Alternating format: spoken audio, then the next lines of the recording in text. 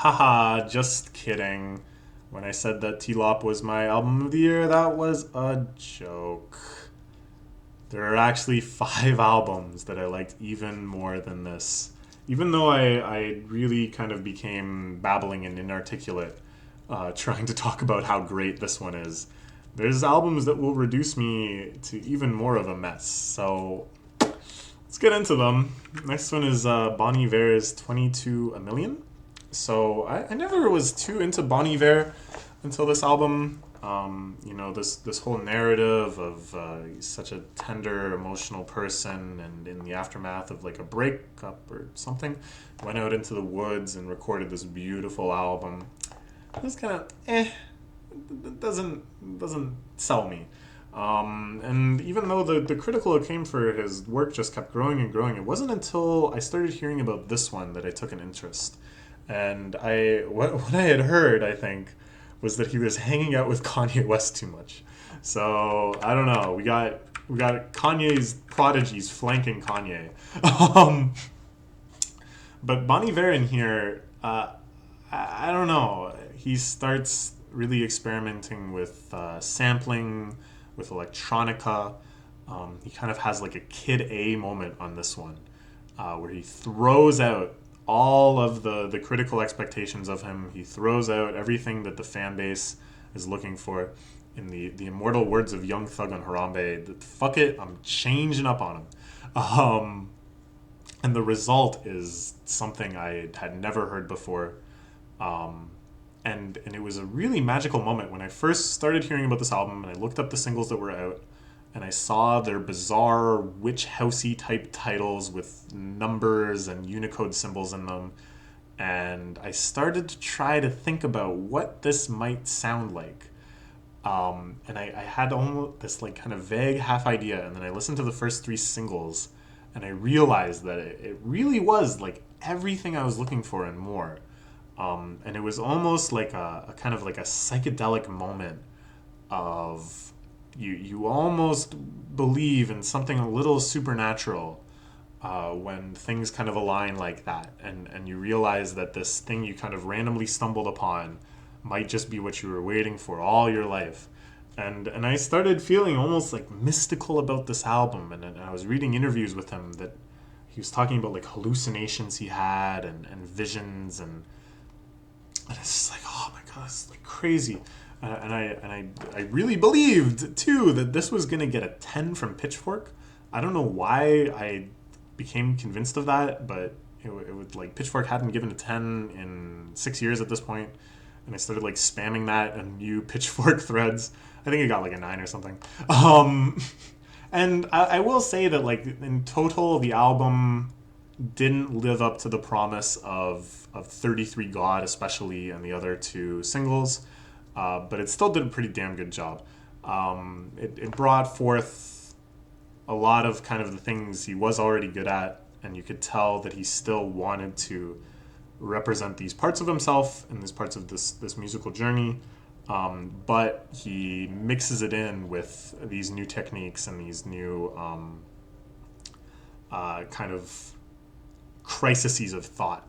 So what I think this album does a really amazing job of doing is expressing the the inner paradoxes and dualities of the mind, especially the ones that are really brought to bear in moments of great existential crisis. So I think this album is him telling a story of kind of being confronted with the tragedy of atheism. That you have a marked and acute absence of God. Um, and it's like one of those things where you feel like you don't believe in God, you feel like you're an atheist or whatever, but it's very different than really believing it, like really understanding on a gut level what that means. So through this album, he kind of expresses all the different sides and stages of this mental breakdown. Starting with, but this is key too, is that it's the end of it. It's not. the initial crisis itself, really. It's just putting together the shattered pieces after that crisis. And eventually, by the end, emerging on the other side of it, emerging a sane person ready to continue living. Um, and as such, the beginning track has that really kind of hauntingly hopeful line. It might be over soon, which of course you can parse in so many different ways, but I think really ultimately kind of carries you through this album, knowing that you will arrive at the other side of it intact. This all sounds like very crazy, I guess, and that's appropriate for this album. Um, but you really sense the things coming together, like these recurring motifs of the kind of cheesy self-parodious saxophone, or recurring numerology or numbers. It's all these elements that you can imagine him in that kind of like cliched crazy person scene, pinning up on his wall and drawing diagrams to connect them. And like this album cover, I think, does a really good job illustrating just that kind of symbolic frenzy that you can get yourself into, where, oh, this connects to that, and oh man, this must be like representing this long last thing, and oh, I get it now. My grand unified theory is coming together, and but by the end of it, he's must have been forces that took me on those wild courses. Is the start of the last track. Sorry if this is spoilers, I guess. But it's such a journey. It's such a journey through the psyche that I really haven't heard on many other albums, and musically, certainly I haven't heard anything like this before. Bringing to bear his wonderful kind of sad folk songwriting chops, alongside really expertly done experimentation in all sorts of electronic genres, sometimes even dabbling with like abrasive type things. There's a part where he deliberately keeps downsampling his voice. It's just this like kind of little throwaway phrase, where at the end it drops down to like 8 kilobytes per second vocal encoding, and it's just, I never heard something like that before. Like oh man, I don't know. It's fantastic. It really, really is fantastic. Okay. But there's 4 albums that I liked even more. Next is Wildflower by the Avalanches. This is a long, long, long awaited follow-up to their album Since I Left You, which is like universally considered a masterpiece. Everyone loves it. This is entirely sample-based, or the Since I Left You is entirely sample-based. This is largely sample-based music. And I think that was part of the reason that it took so long to be delayed, is because they had to clear so many samples from so many different companies and stuff. But I'm not sure if that's true, because this album also features a lot of contemporary musicians and like kind of the latest and greatest rappers, and like Father John Misty and stuff. So I feel like it couldn't have been that old either, and it certainly sounds fresher than anything. So so Since I Left You, I think, is the perfect encapsulation of a vacation, of kind of the stereotypical middle class American family packing up their bags, and Flight 22 is off to Honolulu, and it just perfectly captures that kind of tropical remote feel, where the familiar is being blended with the exotic, and there's this mixture of comfort, but then escape and newness. So this album is still in the same world, the same kind of archetypical world, which has this archetypical perfect vacation. But now this is like just the rest of America. This is kind of the day-to-day life, and I imagine it kind of bouncing back and forth between radios. That you get these little interludes of kids hanging out, or like the kind of like the morning jock and shock show. What the hell? Is that what they're called? Radio jockeys? Like the guys just that do the morning stuff. It's got stuff like that. It's got commercials. It's got all the kind of background noise of everyday life, cast in this beautiful radiant sound that they're able to achieve, that really only they, I think, are able to achieve. And I think that's the most stunning thing about this, is how amazing it is after all these years to hear something else that actually sounds like the Since I Left You. Maybe it's not as good. I don't know. A lot of people are kind of down on it because maybe it's not as good, but it still sounds like it. They still are able to capture that feeling again, and it's so remarkable in that way. I think my favorite moments on this album are still kind of in this vacation mode, and it's all about the sentimentality, and they're able to do this thing, and they do it a lot on Since I Left You, where for little moments it almost seems like time defying, that you're listening to it, and yet at the same time you feel like it's already ended, and you're feeling nostalgic for it before it's even over. And I get that feeling a lot on vacations, on trips, that you're going to this beautiful exotic place, and you can almost already see it in photos. You can almost already see it the way you will years later when you're reflecting on what a wonderful trip that was.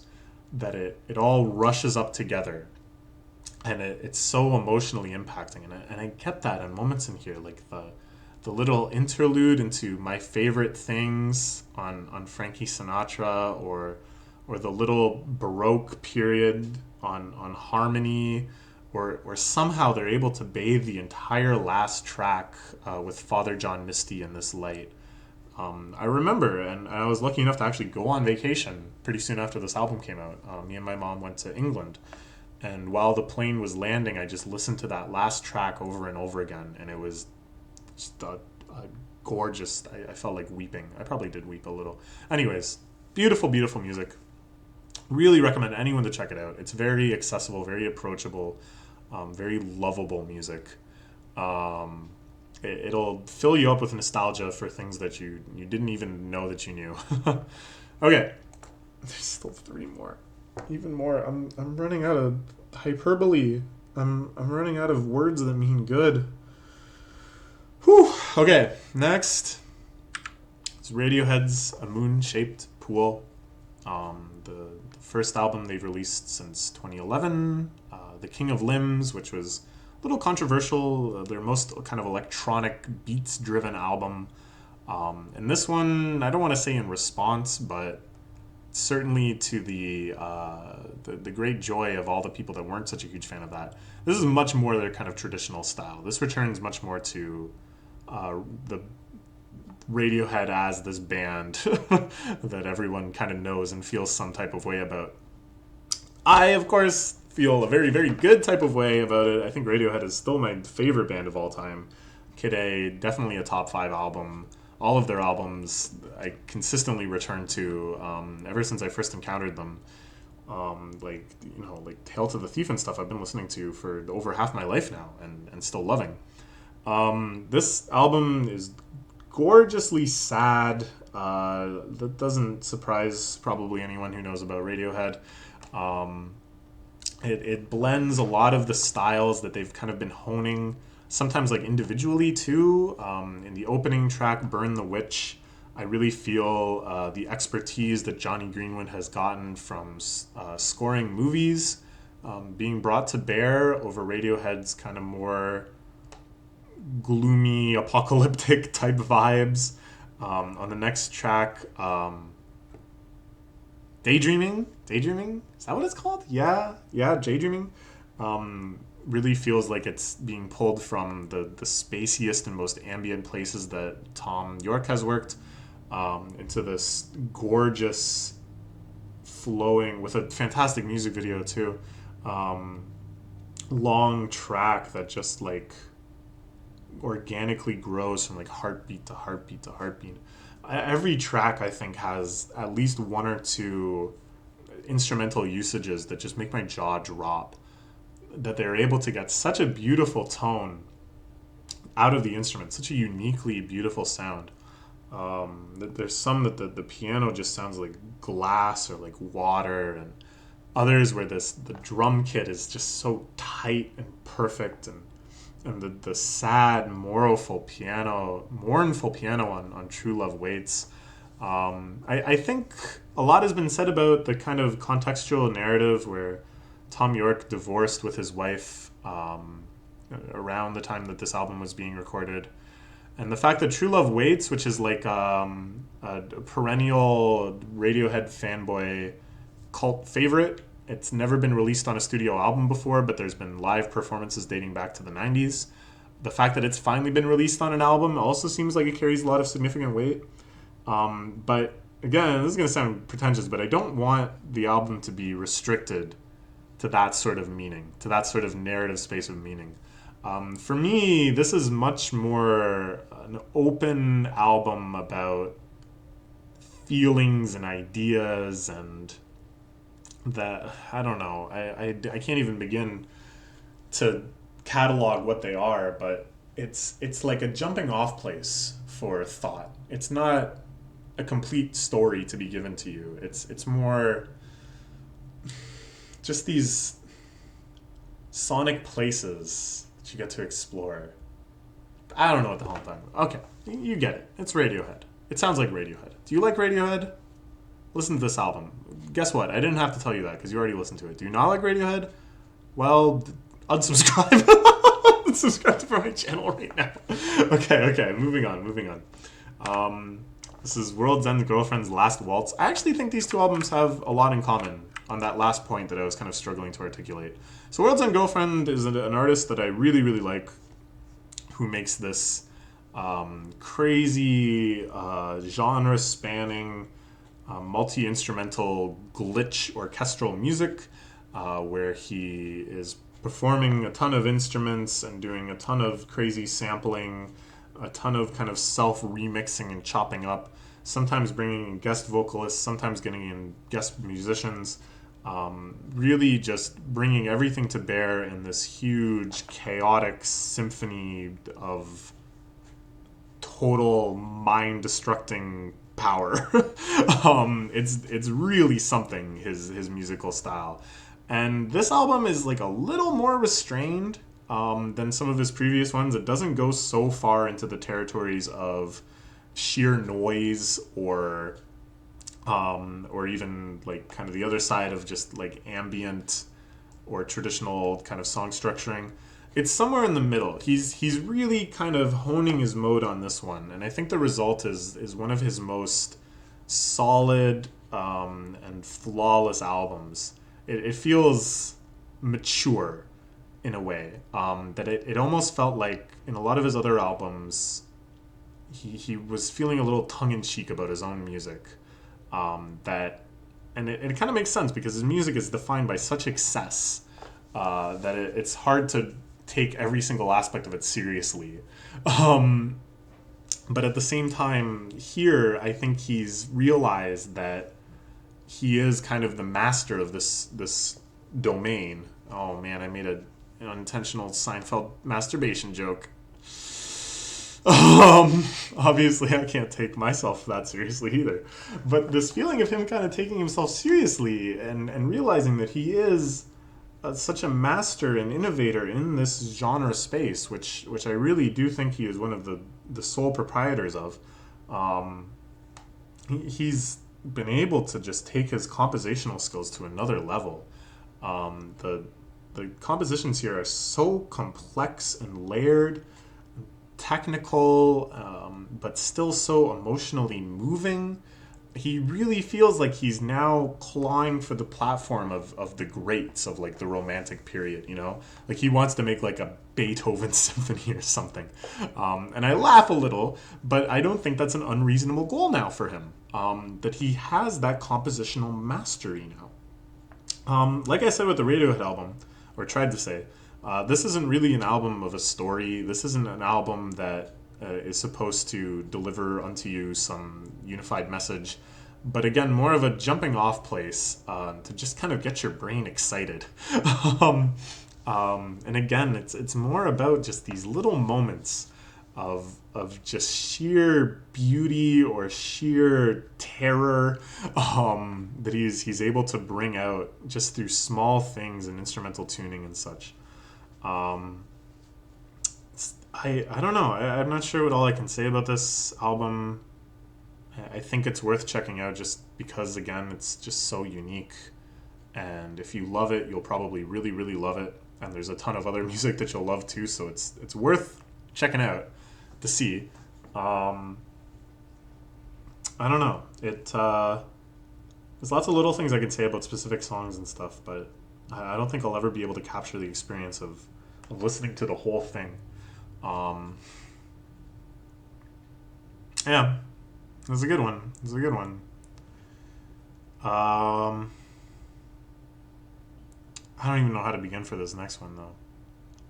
Thinking about it, but next one is pretty special. In a list of special albums of people at the height of their career or at the outset of their career making major artistic statements that I really do hope will be remembered for decades to come.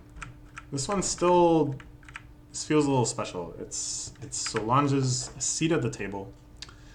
This album I really think is miraculous. First off, this was album of the year at Pitchfork, and it was number 2 at The Quietus. I don't think that has ever come close to happening before. Pitchfork, of course, being like the paragons of poptimism, especially in later years, really trying to articulate the beauty and joy of popular music. And The Quietus, the exact opposite, plumbing the absolute extremes and depths in niche genres to try to find real innovation and experimentation. Both of these organizations agreed this is something special. The fact that it exists feels quite miraculous. This is Beyonce's sister, so of course she lives in this colossal shadow of one of the decade's most critically acclaimed and accomplished musicians. I know that this album was kind of in a production hell for quite a long time, and just like wasn't coming out, and they couldn't find a good fit.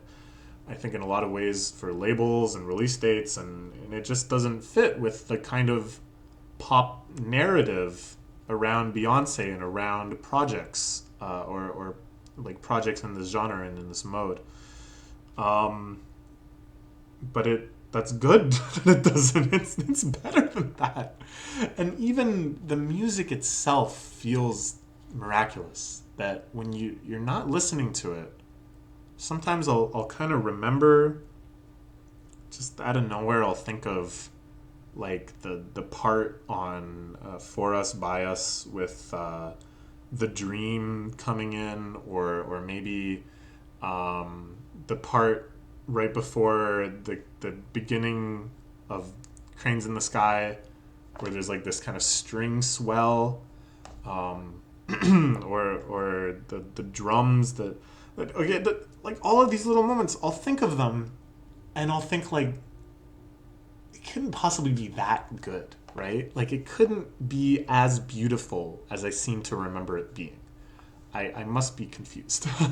And then you listen to it, and it's like even better, and it feels like a miracle that it was able to live up to your like unreal expectations, that you imagined it to be better than it could be, and then it was better than that. I don't know. I can't begin to express how beautiful some of this music is, and also just how meaningful and touching. And here I feel really, really out of my league in order to start speaking about the meanings and messages of this album. It's not for me. It's for a marginalized people. I have never really been marginalized or prejudiced against or disadvantaged. But I think, well, first off, let me just say, you should go out and read some articles by black people about this album, and you'll get a much better take than this. But in my feeling, what I really appreciated about this, or what I felt new and unique about this album in terms of articulating and expressing the struggle of Black people in America, is that it felt like it transcended it. It felt like it, almost kind of like that thing I was talking about with the Avalanches album, that you're aware that it's taking place during it. You're aware of the context and the circumstances, sometimes very tragic, sometimes very frustrating, sometimes feeling like they're regressing or going backwards. You're aware of all of that, and that this is landing squarely in the middle of that. But then at the same time, it lets you imagine and fantasize about afterwards, about the end of racism and systematic of racism in America, the end of prejudice, the end of disadvantageousness, in an era of true equity and an era of true brotherly love among all people. It gives you a glimpse in the triumphs that it articulates, in the interlude interviews, reflecting on this history of oppression, but the progress and the hope and the self-confidence that you can still have despite that, the self-confidence that you can have to spite that, to transcend this, to move past it. It's so inspirational that even me, who needs no inspiration in these regards because I have never felt any of this oppression or any of this struggling, I still feel so moved by it. I still feel so hopeful about it. And it, I don't know, man. It's really special in that regard. I don't know what else to say. That there's lots of little things I love about it. Lots of little performances. It has like possibly my favorite Lil Wayne verse ever on it. Just him bearing really his soul. But as I said, as with many things in this album, in a hopeful way. Talking about suicide attempts, but in a way that suggests there's another side to it. Little snippets and interludes of interviews with people in his life, and oh man, I don't know. This is a really special one. I can't really start with it. Yeah, check it out. It's so gorgeous. Okay, that's my list. It's tough. Some of these albums I really like, you know. I really wanted to get across what was so good about them. But I feel like it's always going to come up short. Even in writing feels a little better because then I have as long as I want. But I never really have as long as I want. At a certain point, I always just say, okay, well, it's good enough. I'm never going to be able to truly get there, but it's good enough. But the important thing is that you go out and listen to these albums if you're so inclined. And that if you hadn't heard of them, then I was able to help you out. Like, that's what I really want out of this. So in that sense, like, most of the work was done just by showing you this list. And I think in the descriptions, I'm going to put links to a couple tracks from each album so you can check it out easily. Because, music is really important to me. I think music is important to humanity in general. It's something that we should take time to appreciate, and to celebrate, and to look out for. Yeah, man, I don't know if I could have got through 2016 without some of these albums. I remember the day Trump got elected, waking up. Not to make this too political or anything, but I wasn't too happy. I was a little upset when I found that out that morning in November. With that CD getting shut down. Well, that's a little bad news, but some of these albums, I would put on, be like, nah, it's going to be alright. We'll make it through. Humans will make it through, and it's worth getting through this if we're going to be able to make albums like this. That's how I felt. Okay.